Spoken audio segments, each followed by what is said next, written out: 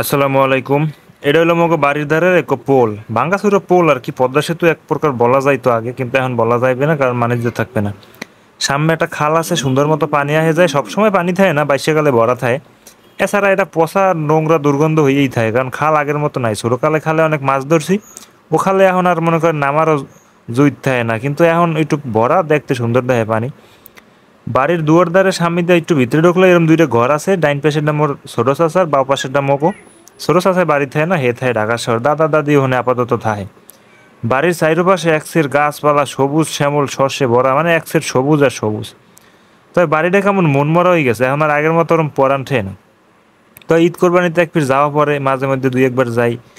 মা বাবা আছে, দাদা দাদি আছে, এই যাওয়া পরে, কিন্তু মন ঠেয়ে না আগের মতো। ছোটকালে 17টা বছর এনে বড় হয়েছি, কোনো সময় মনে হয় না যে ভাল লাগে না অন্য কোথাও যাবো গিয়ে, কিন্তু এখন যাইয়া 17 ঘন্টা একলা থাকতারি না। যাই হোক, ওইটা কওয়ার বিষয় না। এটা হলো মুখ ঘর। মুখ ঘরটা এখন টিনেরই, এটা এখন পর্যন্ত আপডেট হয় নাই। এই লিগে ভিডিওটা রাখিয়ে দিলাম, যদি কোনো সময় আপডেট হয় তখন তবে এটা থাকবে না। ওই যে মাঝখানেটা ওষাকর ছোড়ো, আর পাশেরটা ওষাকর, ওটার মধ্যে মাল জিনিস থাকে, বিভিন্ন ধরনের মাল জিনিস থাকে। আর এই সাইডে মনে করেন এইটা হইলো গিয়া উডান। উডানটা ছোট হয়ে গেছে, আগে প্রচুর বড় ছিল। ওই যে মোর এক চাচার ঘর, হে আবার থায় ঢাকা। হেও অনেক বছর ধরে বাড়ি ঠেড়ি থায় না, এলাকে বাড়িটা ওই পেশ দিয়ে আন্দার কন্দা রয়ে রয়েছে। এইটা হইছে মোর দাদির রস্যাকর। দাদির রস্যাকর এমন একটা, মানে এটা কি কম, এটা একটা ঝুপনির মধ্যে পড়ে রয়েছে, এটার মধ্যে মানুষ ঢুকতে করে ডর, কিন্তু হে ঢোকে, হে এটার মধ্যেই রান্ধে। ওষাকরের পিছনে আবার ওই যে দেখছেন লেচু গাছ, এরপরে এটা কি কয় নাহল গাছ। এই নাহল গাছটা আগে অনেক না হইলো, এখন আর হয় না। আসলে বাড়িতে মানুষজন সব গেছে গিয়ে, তো বাড়ি ওরম এখন আর ফলন ফলন হয় না, ফল টল হয় না, কোনো কিছু আগের মতো নাই আর কি। সব কিছু পরিবর্তন হয়ে গেছে। পরিবর্তন তো হইবেই, সব মানুষের সব কিছুই পরিবর্তন হয়। মানুষজনও যেমন বাড়িঘরে থাকে না, বাড়িঘরও এরম।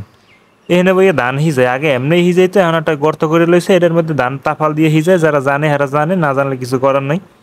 আর এইটা হইলো গিয়া মুখের খোপ। মুখের খোপে আবার মশারি দেয়, মনে হয় মশায় কামড়ায় মুখরে। দাদার বিল্ডিং এর পাশ দিয়ে দাদির ওষাঘর, ওষাঘরের পাশে এরকম জঙ্গল বঙ্গল হয়ে রয়েছে। আগে পরিষ্কার আসলে, যখন মোর এই চাষায় বাড়ি আসলে, এইটা হলো এই চাষার ওষাঘর, হ্যার ঘর। দেখেন না বাড়ি কি সুন্দর, ঘাস ঘোষ হইয়া উড়ন মুডন হয়ে গেছে ভোরে।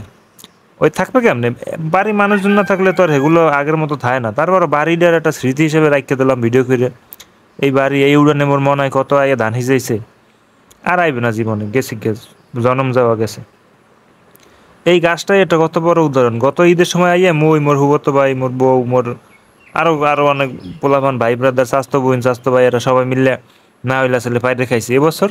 সরি, এবছর না, এই 2 মাস পরে আর কি, কোরবানিতেই ঠাড়াপুরে গাছটা মরে গেছে। গাছ 3টে মরছে, হিন্দে হোমানে 3টে গাছ আনলে 13টা মরে গেছে। মোর মনে হয় এর মধ্যে মরে গেছে।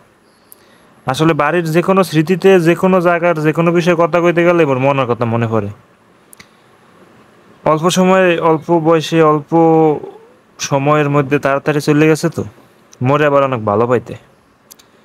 যাই হোক, এখন ওই কথায় ঢুকতে চাই না। এই কথা কইলে মন টন খারাপ হয়ে যায়, কান্দ না হয়, মেজাজ মেজাজ ভাল লাগে না।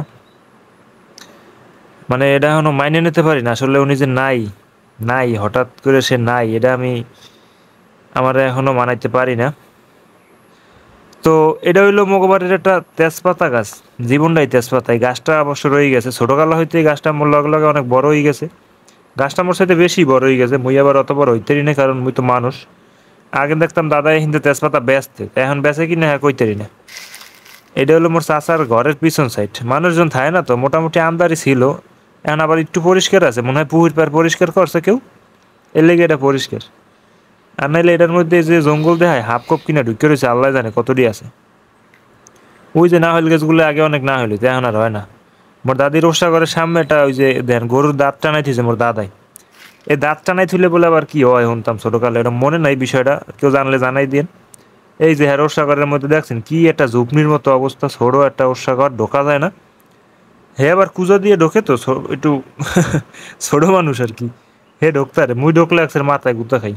হ্যাঁ ওই সামনে আর একটা রোসাগর আলে, হেনে মোর মনে হয় আইতে, মোর দাদি মনে হয় হেরা পিঠে মিঠে বানাইতে আগে ছোটকালে খাইতাম লইতাম। তো এটা একটা ভিডিও করে রাখতে দিলাম আর কি, স্মৃতি। একসময় দাদিও থাকবে না, দাদির রোসাগরও থাকবে না, আর মনে হয় তো গেছি কি। এই বাড়িঘরটা আসলে, হয়তো বাড়িঘরটাই একসময় থাকবে না। এই যে মোগর সাগরটা দেখছেন, এটা মোটামুটি একটু জায়গায় না আছে, তাও এটা ছোট মোর মাথায় বাজে। আর এইটা হইলো বাড়ির সামুন্দার ওই এটা নাহল গাছ, ওই নাহল গাছটা ভালোই নাহল ঠাহল হয়। মুই গেলে মাঝে মাঝে পাইরে খাই, এবার আর খাইতেই নেই, কারণ এবার যাওয়ার সময় অ্যাক্সিডেন্ট করছি। মোর পা ওঠাও ভালো না, গাছে ওঠার তো সিস্টেমই নেই। এই সামনের দাঁড়টা মোটামুটি ছোট উড়ান আছে, আর এই খালের পানি এখন পরিষ্কার, আগে আর পরিষ্কার ছিল না, ময়লা ঠলা হয়ে গেছিলো, পানি ঢুকছে নতুন, ওই যে বন্যা হইলো এই সময়। এই আর এটা হলো বাড়ির পাশ দিয়ে দেখলে ওই বাড়ির সামনে আবার সেটা কি কয় এটারে খাল, খালের পর বাড়ি, এরপরে কোলা, ওই গাছপালা, মানে গাছে পুরো চারোপাশ ভরা। বাড়ি এখন আর আগের মতো মজা লাগে না, আগে স্বাস্থ্য বাড়ি ঠাই অমুক তমুক, মানে এলাকা বাড়ি সব মিলিয়ে প্রচুর লোক ছিল, এখন আর মজা লাগে না, ভাল লাগে না। এর লেগে মনমরা লাগে, সব কিছু কেমন ঠান্ডা নীরব নিরিবিলি। একটা সময় এনে কত মজা লাগতো, আর এখন আর মজা লাগে না। বাড়িও ভালো লাগে না, নানা বাড়িও ভালো লাগে না, মামবাড়ি তো কিছু নাই, সব হুদ হয়ে গেছে ঠাই। কত মামাতো ভাই অমুক তমুক হ্যাং ত্যাং পুরো বাড়ি আসলে ভরা, এখন আর যাই না। এটা হচ্ছে মোক গরু ঘর, দেখেন গরু ঘরও ফাঁকা, মোক গরু খুব স্মার্টলি বসবাস করে। যারা বরিশালের বিষয়ে কথা কন যে বরিশালের মানুষ গরিব, হ্যাগো আসলে লাস্টের একটু দেখা উচিত, যদিও মোক গরুও ফাঁকা করে থাকে, ঠিক আছে।